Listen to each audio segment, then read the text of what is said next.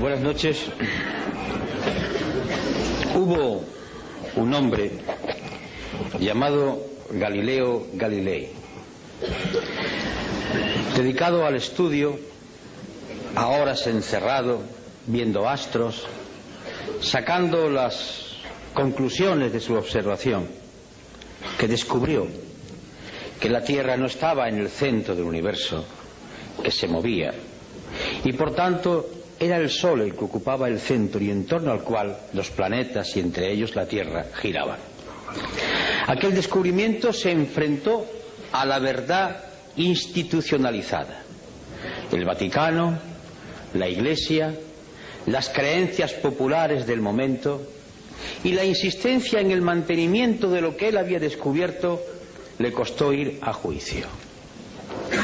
Y frente al acusado, ¿cómo podía él pensar que se había equivocado Aristóteles? ¿Cómo podía pensar él que las Sagradas Escrituras mentían?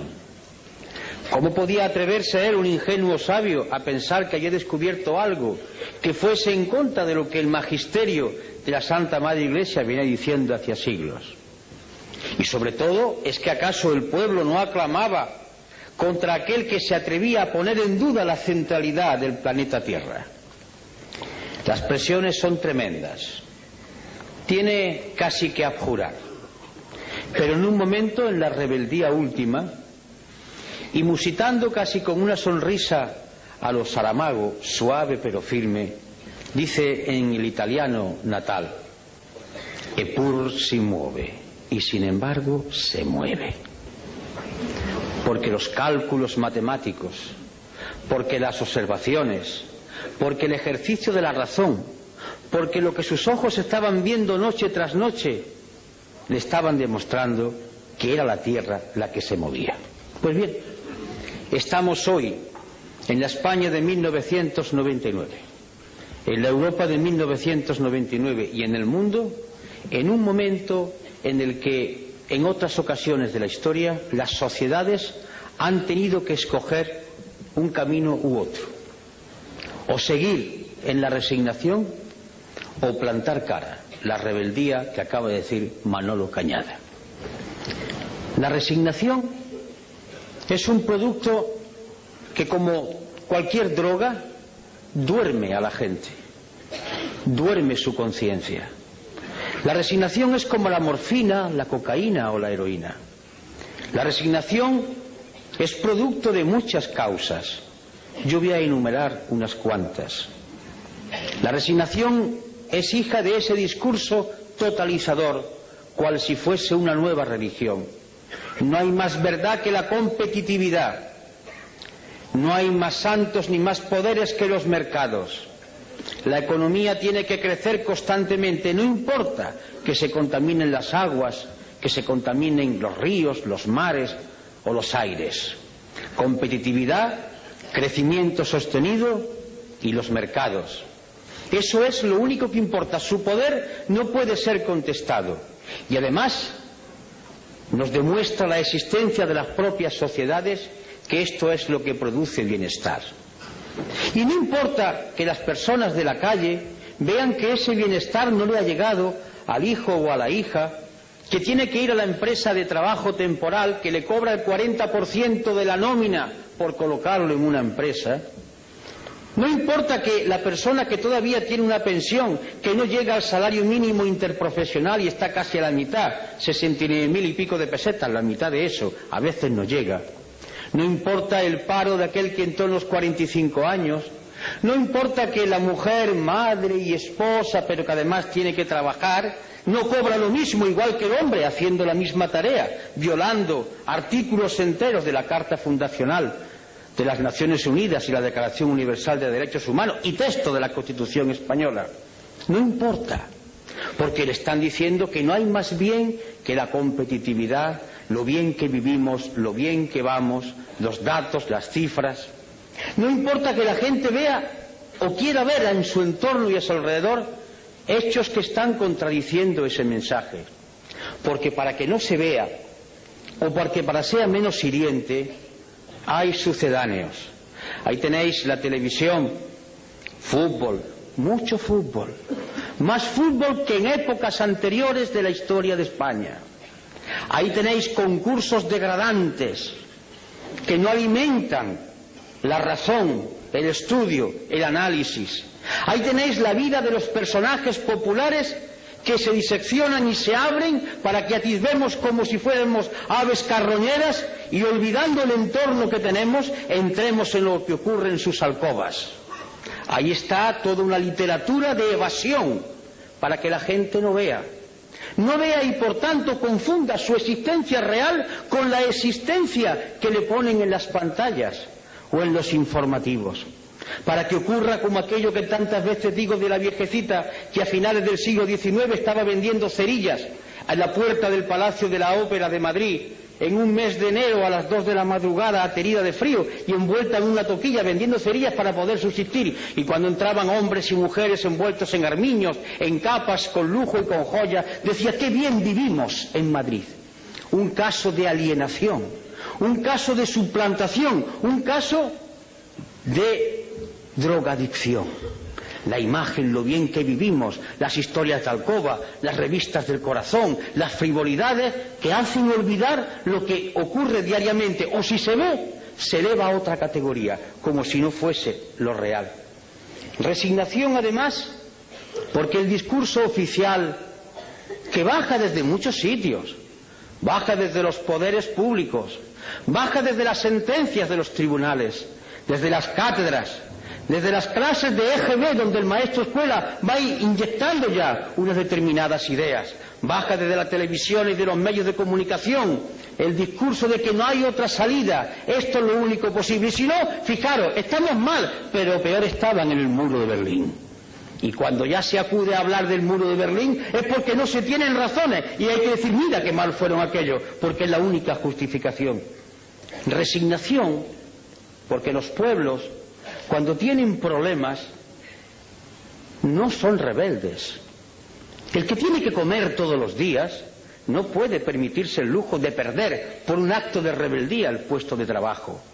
La rebeldía siempre ha surgido de aquellos que comían todos los días. De aquí la gran culpabilidad de muchos intelectuales españoles que, comiendo todos los días bien del pesebre o bien de su trabajo, no han sido capaces de decir basta a esta situación de degradación. De ahí una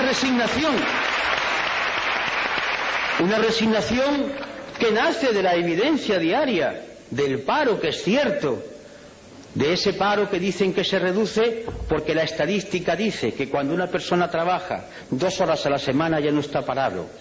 Una disminución estadística de los empleos a tiempo parcial, de las horas extraordinarias que se imponen pero que no se cobran, de la angustia si mañana poder trabajar. Eso es resignación. Resignación que cae sobre un pueblo que se da cuenta, además, o no se da cuenta porque no le gusta o no quiere verlo o no dejan verlo, que estamos yendo hacia atrás, que estamos llegando a cotas propias del siglo XIX, que aquella seguridad social para todos, que el tema del subsidio de desempleo va bajando continuamente en contra de la Declaración Universal de los Derechos Humanos o de la propia Constitución. Resignación que surge de la culpabilidad del propio parado. Uno de los éxitos, entre comillas, del sistema americano es conseguir que el pobre, que el miserable se sienta culpable de su situación. Es la filosofía calvinista, hija del protestantismo. Tú eres culpable de tu situación, no has sido capaz de triunfar. Esa es la filosofía de la sociedad americana. Y si no has triunfado es porque tú eres el responsable. Esta sociedad da oportunidades a todo el mundo. Si tú no has podido hacerlo así, tú eres el culpable. Y entonces el oprimido, el pobrecito, el esclavo, se echa en la responsabilidad de su situación. Es perfecto el dominio del poder. Un dominio del poder que ya no se basa en la fuerza, en la coacción, en la utilización de la Guardia Civil o del Ejército. Se basa en un dominio mucho más terrible, más duro, el dominio de la mente. Ese opio que cae desde los aparatos de televisor, ese opio que cae desde la sentencia de los tribunales, desde los discursos políticos, que va empapando la mentalidad de la gente y va diciendo calla, calla, calla, porque si no callas puede ser peor. Esa es la resignación que se produce como consecuencia de sentirse separado, que él es el autor de su situación. Y por tanto aquel compañero que ha sido acusado de que cobró una vez indebidamente el seguro de desempleo, ¡ah, miserable, tú eres el culpable! No importa que los ladrones de alto copete sean exhibidos como figuras brillantes a enseñarle a los hijos como ejemplo a seguir, pero el miserable que ha estafado solamente un mes del seguro de desempleo es el culpable de todo lo que está ocurriendo. Eso es resignación. Resignación que surge de los medios de comunicación, y no se me enfaden las cámaras, no va con vosotros, pero va con los que tienen el poder en vuestras empresas, va contra aquellos que optan por decirle al pueblo una parte de la verdad. Resignación que consiste en dar un credo único, decir todos amén a la competitividad, a la moneda única, estamos mejor que nunca, amén, amén, amén. Es el coro como una letanía que va uniformando el pensamiento, que va haciendo seres totalmente iguales, como describía lo que podía ser el futuro Orwell en 1984. Esa resignación, por tanto, es hija de una economía, de un sistema político que confunde muchas cosas. Una información que está haciendo surgir en nuestros universitarios, en nuestros institutos, en nuestras academias, en las escuelas básicas, la cultura del sí o no, propia del ordenador. La vida está llena de colores, de tonos, y por tanto el lenguaje es mucho más vivo cuanto hay más cosas que hay que ser descritas. Sí o no, blanco o negro, derechas o izquierda. Conteste usted como el ordenador, afirmativo, negativo, afirmativo, negativo. Se busca ya no al ser humano pensante capaz de la reflexión, de la duda, de la inquietud. Se busca al esclavo sin pensamiento. Y por eso no se quiere la historia, y por eso se desdeña la memoria, porque los seres humanos somos hijos de la memoria. Yo soy lo que soy porque viví con mis padres, mis recuerdos, mi historia, mis vivencias. Yo soy la actualización de todo un pasado que está vivo. Si me quitan la memoria soy un zombi, un muerto viviente. Y queremos pueblos de muertos vivientes, que se estimulen por el último partido del Marsa Madrid, que se estimulen por la última historia del tal o cual conde o de tal o cual señora, que digan en los corrillos, incluso en los parlamentos y en los lugares donde había que debatirse de los problemas, se cuenten chistes de la vida privada para olvidar la tremenda realidad. Escapismo, droga. Igual que la heroína, igual que la cocaína, droga, escapismo, sedar el pensamiento, aniquilar el espíritu crítico y por tanto fomentar la resignación y frivolidad, mucha frivolidad. Y por tanto la política entendida como compraventa de votos. No importa, ¿qué es lo que quiere el pueblo? Al pueblo al cual convenientemente se le va a decir lo que quiere a través de determinados medios. Más fútbol, pues más fútbol. Pero es que yo pienso que no, es que tú tienes que decir lo que le gusta al pueblo, al cual yo, mediante medios de comunicación finísimos, le voy diciendo qué es lo que le conviene. Pero yo represento un proyecto, yo quiero explicar un proyecto, yo quiero decirle a mi pueblo del cual formo parte para decirle el punto de vista de nuestra organización. No, lo que conviene es que ganes votos. Eso no está bien dicho. Tienes que ser respetable, tienes que hablar y decirlo políticamente correcto, el buen tono, como el chico de la burguesía del siglo XIX. Niño, eso no se hace, eso no se dice, tú lo haces por bajo cuerda, porque todo debe permanecer como si aquí no ocurriera nada. Es decir, la cultura de la hipocresía, crear una sociedad hipócrita, que miente a sabiendas, que sabe que está diciendo algo que nadie cree, pero lo importante no es decirlo, lo importante es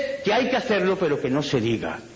Y ese cáncer va avanzando, degradando, corrompiendo y aniquilando las fuerzas para combatir. Y ese es un camino, sin duda dulce. Es la muerte lenta, como se consume un brasero, como van muriendo aquellos que beben la cicuta, muerte que le dieron al gran Sócrates. Va durmiendo paulatinamente todo el organismo y se muere uno con la sonrisa en los labios, pero muere. Y el otro camino es lo que ha dicho Manolo, rebeldía. Pero la rebeldía no es un gesto altisonante, no es un grito, no es un insulto, no es una pedrada, no es una mala contestación, es mucho más profundo.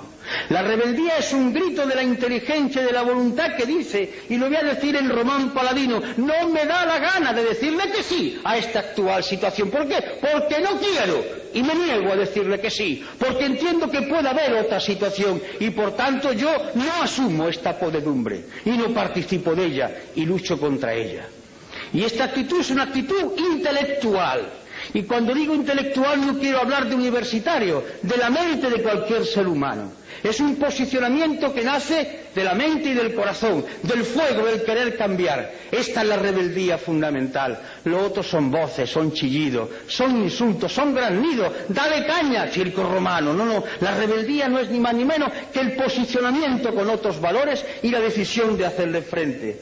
Rebeldía para decir que no aceptamos que la competitividad y el mercado sean los que rijan los destinos de las sociedades, que entendemos que hay una Declaración Universal de Derechos Humanos que tiene que cumplirse y que eso significa sociedad de pleno empleo, donde el hombre y la mujer sean exactamente iguales, donde no haya marginados y que costará mucho tiempo y mucho sacrificio, pero es hermoso luchar, incluso morir por eso, porque morir tenemos que morir, muramos por lo menos luchando por un ideal noble y no consumiéndonos como un brasero.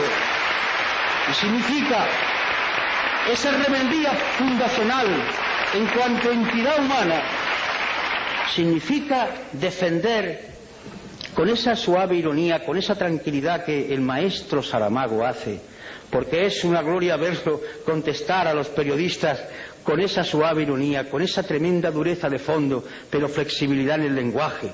Significa defender que hay valores que deben ser mantenidos, el hermoso valor de la igualdad.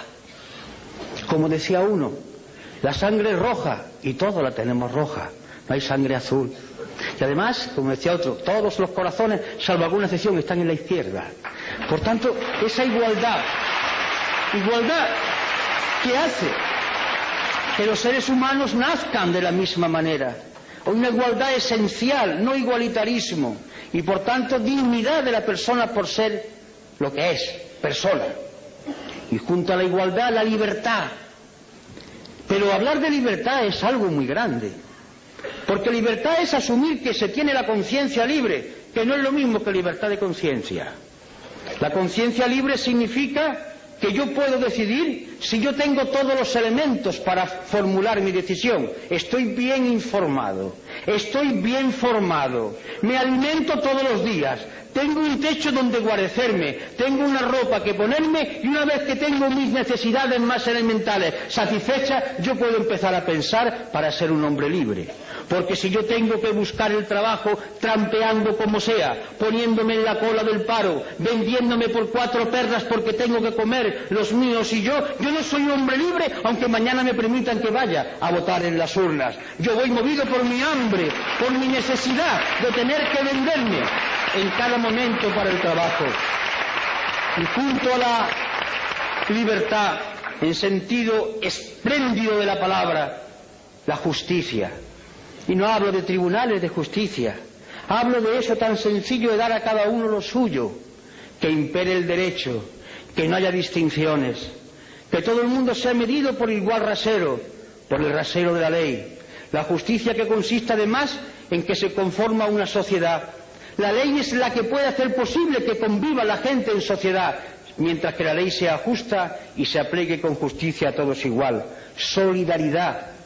Es un mensaje que nos puede hermanar a todos aquellos que hablaban del internacionalismo proletario, que sigue estando vigente, aquellos que hablan de la hermandad de los seres humanos y porque hacen referencia a sus creencias basadas en la teología de liberación, a otros que hablan desde otros supuestos de liberación humana, a otras propuestas de liberación. De acuerdo, solidaridad, que consiste en afirmar tranquila y serenamente que no merece la pena luchar por banderas, que la única bandera es la moneda del planeta Tierra y la humanidad es una sola raza, una sola y única raza, y que merece la pena luchar por ella. Y esto es muy importante, informado, no porque se le den muchas noticias, hay diferencia entre la noticia y la información. La noticia es una mercancía que se da para que se consuma, la información es un dato que se da para que la gente piense y a partir de ahí extraiga sus consecuencias. Y desde la izquierda, hablar de austeridad. A mí particularmente me gusta esta palabra. La austeridad, hablar de austeridad fue la palabra que vertebró un discurso de Enrico Berlinguer. aquel secretario general del Partido Comunista Italiano que murió en la tribuna, hablando precisamente de austeridad. La austeridad en el sentido romano, mediterráneo.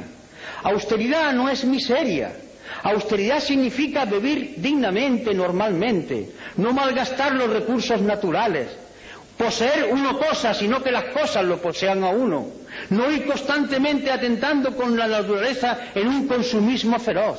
Austeridad significa tiempo libre para discutir y dialogar con los demás, para jugar, para hacer posible el amor entre seres que se conocen, para convivir en la calle, en la plaza, en el ágora griega. Austeridad que significa que la mejor manera de vivir es tener relaciones con otro en el plano de igualdad, sintiéndose hombres y mujeres libres en una sociedad democrática. Austeridad que hace que nos miran a todos como seres humanos y no por nuestra capacidad de consumo. Yo me niego como ser humano que digan que soy un español que consume tanta salchicha o tantos coches al año. Eso no es la austeridad, eso es medir al ser humano por otro talante. Austeridad, que significa, con otra palabra, sobriedad, hablar de cosas concretas, hablar de cosas que son importantes, incluso cuando se utiliza el lenguaje para crear belleza, para hacer pensar, como nuestro premio Nobel, se utiliza el lenguaje desde la sobriedad, porque las palabras, cayendo en cascada, uniéndose, recreándose constantemente, hacen pensar, hacen concebir nuevas ideas, humanizan. Esa es la austeridad y esa es la sobriedad. Y a partir de ahí es cuando comienza el discurso y la propuesta, la sociedad de pleno empleo, el desarrollo sostenible, el reparto del trabajo, es decir, el discurso rojo, verde, violeta, el discurso de la paz. Paz. Y la paz no es la ausencia de guerra. La paz, por ejemplo, es que el día 9 estemos llenando Rota, porque quieren transformar la base militar en una superbase, violando el punto tercero de lo que acordó el pueblo español en el referéndum en 1986. La paz significa que mañana 1.200 hombres y aviones españoles que cuestan un dinero no puedan entrar en la antigua Yugoslavia, porque no han sido consultados las Cortes Generales y porque se ha violado nuevamente el artículo 62 de la Constitución. Significa, por tanto, hablar de paz, paz como justicia, como entendimiento entre seres iguales que son capaces de razonar. Y bien, los mecanismos son los de siempre. La movilización. ¿Qué es movilizar? Desde la izquierda, siempre movilizar no ha sido solo llenar las calles de gente, que también. Movilizar ha sido concienciar. Nosotros existimos, los que queremos pensar por nuestra cuenta, para perturbar a los demás. Si hay aquí algún creyente, me dirijo a él o a ella, para recordarle la frase que hoy explicaba yo en la universidad cuando una persona, un compañero que era representante, parece, de la teología de la liberación, me preguntaba, y le recordaba yo un pasaje del Evangelio de mi época pasada, soy conocedor. Decía, mirad, una de las cosas que figuran en el Evangelio es cuando le preguntan a Jesús de Galilea, ¿tú qué has venido aquí a traer la paz? Dice, yo no, he venido a traer la guerra. ¿Y qué quería decir? He venido a concienciar, a perturbar. Nosotros no queremos gente tranquila, drogada, queremos gente que inquieta. Venimos a perturbar, a agitar cerebro, a mover conciencia. Existimos en la medida que movilicemos el pensamiento. Como decía en aquella iglesia que en el barrio Naranjo de Córdoba, levántate y piensa, es lo más revolucionario que he visto en mi vida, porque la rebeldía empieza aquí, en la cabeza que dice, no sirvo, no me da la gana, no quiero asumir estos valores. Movilización que significa, por tanto, ese esfuerzo por pensar y por hacer pensar. Los grandes revolucionarios de la historia, la característica fundamental fue que hicieron pensar.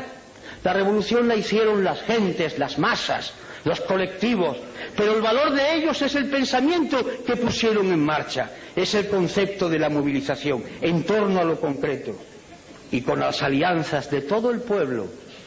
Por eso hacemos llamamientos, queremos unidad, pero no para repartirse sillones, para hacer programas de transformación.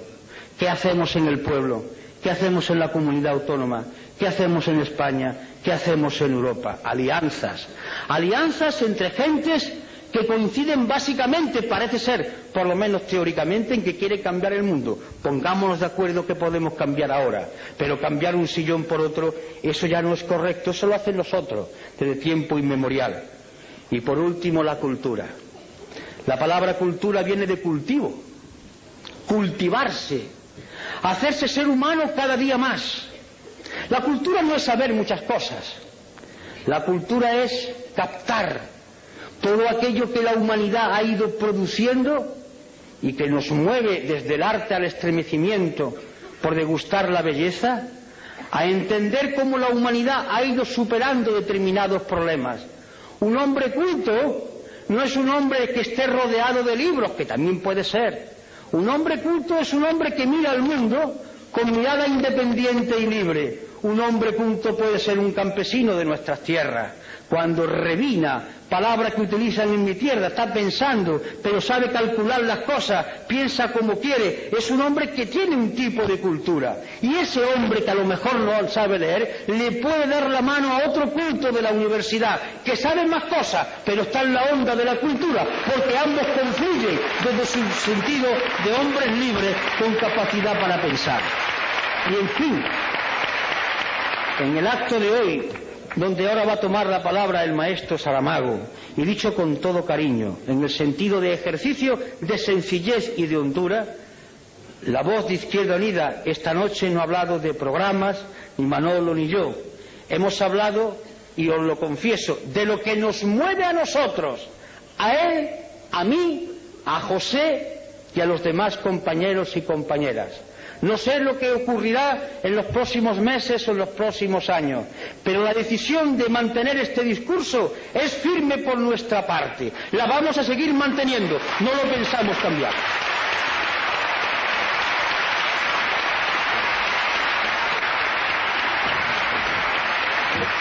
Gracias.